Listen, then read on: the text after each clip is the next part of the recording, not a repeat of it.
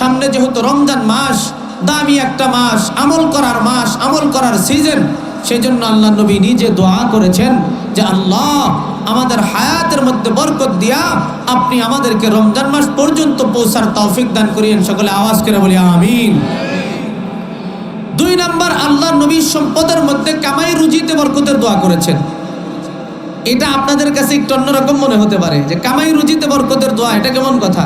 কিন্তু কামাই রুজিতে বরকতের দোয়া করারও কারণ আছে। কেন? রমজান মাস হলো ইবাদত বন্দেগী আমল করার মাস।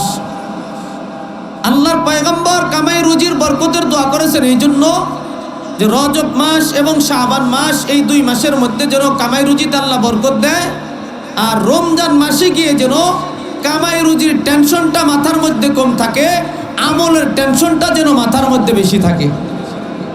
এই জন্য আল্লাহর নবী কামাই রুজিতে সম্পদের মধ্যে বরকতের দোয়া করেছেন।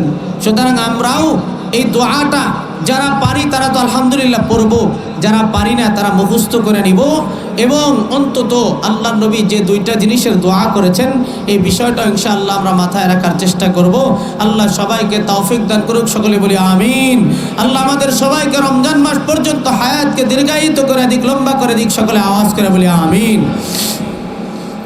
আমি আপনাদের সম্মুখে সূরা বনী ইসরাঈল থেকে একটি আয়াত, ছোট্ট একটি আয়াত তেলাওয়াত করেছি। আল্লাহর পয়গম্বরের অসংখ্য গণিত হাদিস থেকে 2টা হাদিস তেলাওয়াত করেছি। আয়াত এবং হাদিসের অনুকূলে ইনশাআল্লাহ লম্বা আলোচনা করব না, অল্প কিছু কথা আপনাদের সম্মুখে উপস্থাপন করার চেষ্টা করব। আল্লাহ তাআলা যদি তৌফিক দান করে, আপনাদের দোয়া যদি শামিলে হাল হয়, তাহলে কিছু কথা উপস্থাপন করার চেষ্টা করব। আল্লাহ রাব্বুল আলামিন আয়াতের মধ্যে যে বিষয়টা আলোচনা করেছেন সেই বিষয়টার উপর আমি কিছু কথা আলোচনা করার চেষ্টা করব। আল্লাহ আয়াতের মধ্যে 2টা বিষয়ের কথা আলোচনা করেছেন। বলেন কয়টা বিষয়ের কথা? 2টা বিষয়ের কথা আলোচনা করেছেন। ও ক্বাদা রাব্বুকা আল্লা তা'বুদু ইল্লা ইয়্যাহু ওয়া বিল ওয়ালিদাইনি ইহসানা।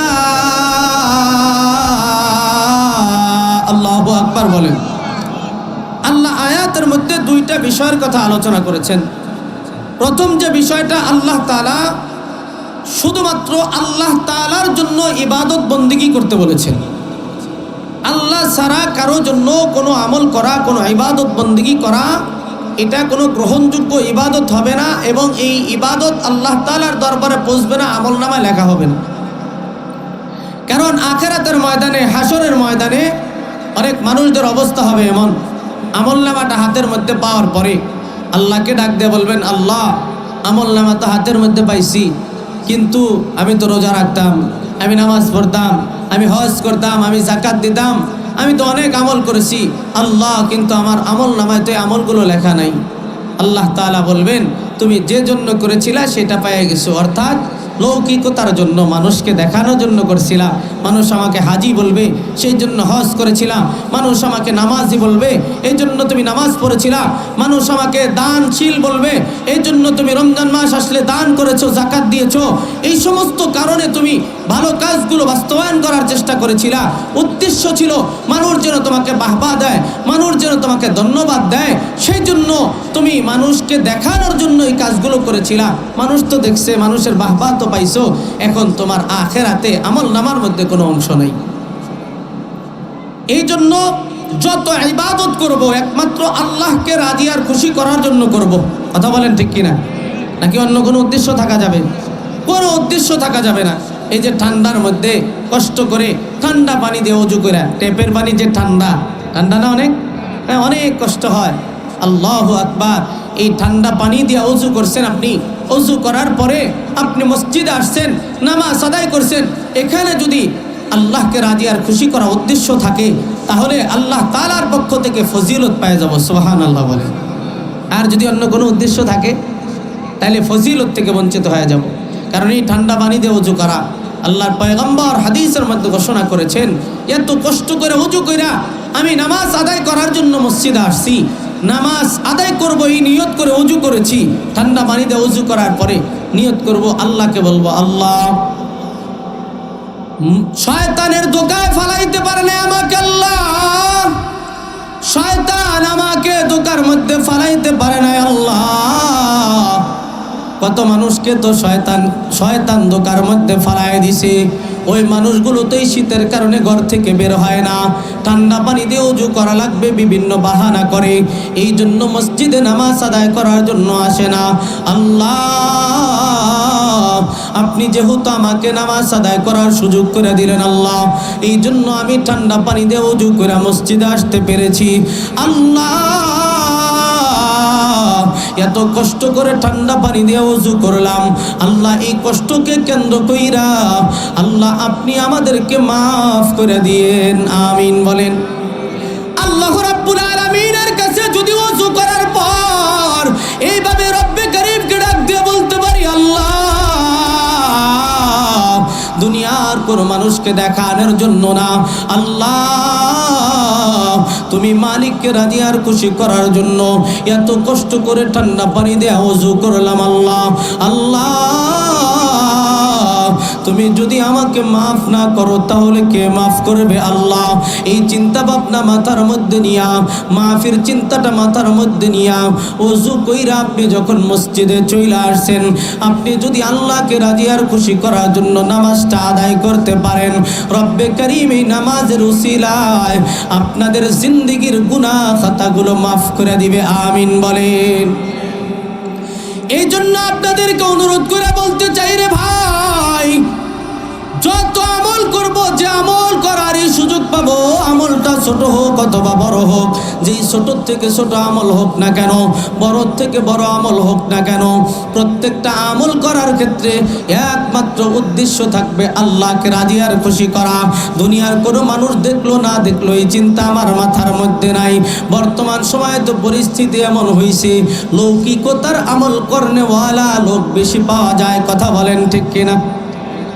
কি জন্য কথাটা বললাম রে ভাই, অনেক মানুষকে এমন দেখা যায় মসজিদে আসে নামাজ আদায় করার জন্য, ফজরের আজানের পরে মসজিদে চলে আসছে, মসজিদে আসার পরে আর এক মুসল্লির সাথে গল্প শুরু করছে। কিসের গল্প করে? আজকে রাত 3টা বাজে উঠছি, তাহাজ্জুদের নামাজ পড়ছি, আজান দেওয়ার সাথে সাথে মসজিদে চলে আসলাম। বলেন তো দেখি, তাহাজ্জুদ কি আল্লাহকে রাজি করার জন্য হয়েছে কিনা? এমন পরিস্থিতি তৈরি হয়ে যায় রে ভাই, মানুষকে এমন ভাবে মানুষের সাথে কথা বলতে শুরু করে, নিজের আমলটা জয়ের করার চেষ্টা করে, সে যে তাহাজ্জুদ গুজার এটা প্রকাশ করার চেষ্টা করে। পরিস্থিতি এমন হয়ে যায় মসজিদের কোনায় বৈশা বৈশা আর একজনের সাথে এত জোরে জোরে কথা বলে, মুসল্লিরা মসজিদে এসে ফজরের সুন্নত আদায় করবে, এদের কথার কারণে আদায় করতে পারে না। জোরে আওয়াজ করে বলেন ঠিক কিনা? আল্লাহ রাব্বুল আলামিনকে রাজি আর খুশি করার জন্য যদি তাহাজ্জুদ পড়তে রে ভাই, তোমার মসজিদে সেটা উচ্চারণ করার কোনো দরকার ছিল না।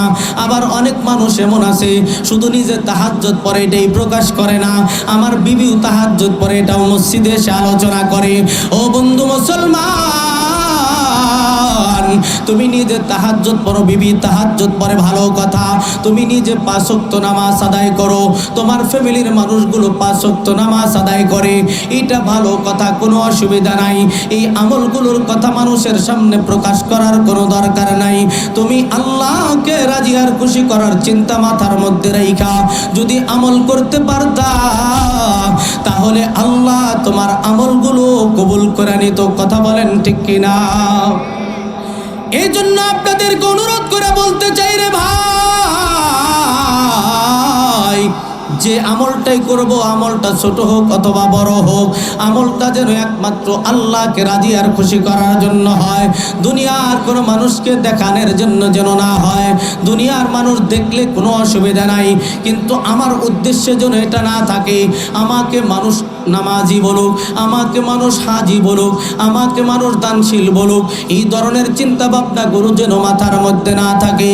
ও ভাই, বুজুর্গ যারা ছিলেন, বুজুর্গানে দিন যারা ছিলেন, এখনো যারা আছে, তারা কিন্তু নিজেদের বুজুর্গি প্রকাশ করাটা পছন্দ করে না, ভালো মনে করে না, কথা বলেন ঠিক কিনা?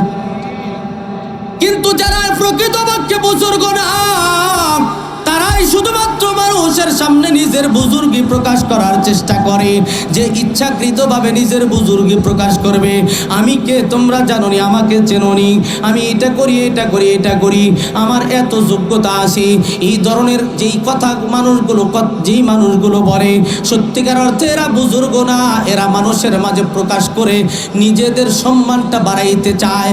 আল্লাহ যদি সম্মান না বাড়ায়, দুনিয়ার কোনো মানুষ কিন্তু সম্মান বাড়াইতে পারবে না। কথা বলেন ঠিক কিনা? আল্লাহ নিজে ঘোষণা করেছেন, ওয়া তুইজ্জু মান তাশা ওয়া তুদিল্লু মান তাশা।